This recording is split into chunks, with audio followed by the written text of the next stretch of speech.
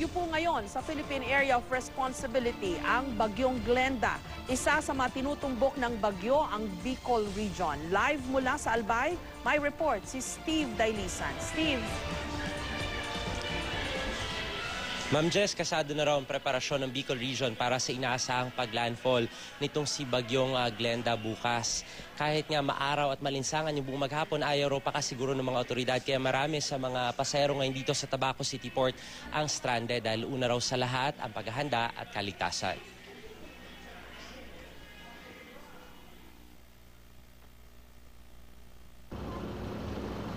Sa loob ng passenger terminal na ito, nagkasyang may 400 stranded na pasahero na patawid sana ng Vira Catanduanes. Kanya-kanya silang latag ng banig. Pumwesto na rin sa mga upuan para magpalipas ng magdamag. Alas 6 ng umaga kanina nang suspindihin ng Philippine Coast Guard ang biyahe matapos itaas ng Pag-asa ang public storm warning signal. Ang mag-anak ni Aling Milagros Sevilla ikinagulat ang maagang kanselasyon ng biyahe. So, wala namang alon wala rin namang hangin, wala rin ulan. Kala ko nga babiyahis kaninang umaga. Gustuin man daw bumalik ng Legazpi ng ilan sa mga pasahero, di na rin daw uubra. Lalo't sakto lang ang pasahe. Kaya pinagkakasyahan na lamang nila ang pagkaing inirarasyon ng lokal na pamahalaan. Kaya magbabirada pa kami, hindi na kami balik kasi tama lang yung pamasahe namin. Maghintay na lang kami hanggang makatapos ang bagyo. Alas 12 ng tanghali kanina nang suspindihin ni Albay Governor Joey Salceda ang klase mula preschool hanggang kolehiyo bilang paghahanda sa paglalandfall ni Bagyong Glenda. Dito sa Tabaco City, nakaposisyon na mga gamit pang rescue. Ang mga relief goods kasado na rin sa City Social Welfare Office. May mga isinaalang-alang na rin sila pagdating sa evacuation sites. Ang consideration namin dyan, yung strength ng building at saka yung distance niya from the sea, sa dagat. Samantala, sinuspindi na rin ang klase mula preschool hanggang high school sa Naga City, Camarines Sur kanina bilang paghahanda sa pagdating ni Glenda.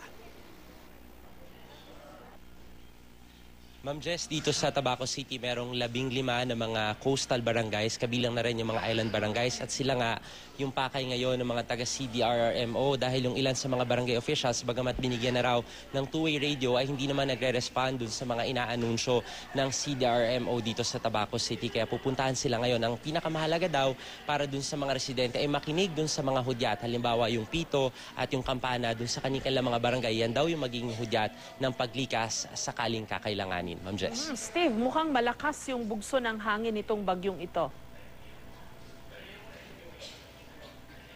Ma'am Jess, dito sa ating kinaroroonan sa Tabaco City Port, nakwento rin ng mga ilan sa mga Coast Guard na nakausap natin kanina, kumpara kahapon, walang pag-ihip Ngayong gabi, unti-unting nararamdaman, pero banayad pa naman daw. Kaya nga yung ilan sa mga residente rito, pati na yung mga stranded na mga pasahero dito, kahit papaano ay kampante. Pero banggitin ko na rin, Ma'am Jess, na itong mga nandito sa ngayon, ililipat din sila eventually sa evacuation center dahil nga pinaghahandaan din ng mga otoridad dito yung tinatawag na storm surge dahil nasa mismong pier sila para sa gayon mailayo sila sa peligro. Lalo't yan daw yung isa sa mga aral na tutunan sa Bagyong Yolanda, Ma'am Jess. Okay, kung meron kayong monitor dyan ng ating newscast ngayon, maya-maya lang magbibigay ng update, weather forecast, pinaka-latest si Mang Tani, magandang malaman ng mga naka-antabay dyan, yung mga stranded na mga pasahero dyan sa Albay Port. Maraming salamat sa iyo at ingat kayo dyan, Steve Dailisan.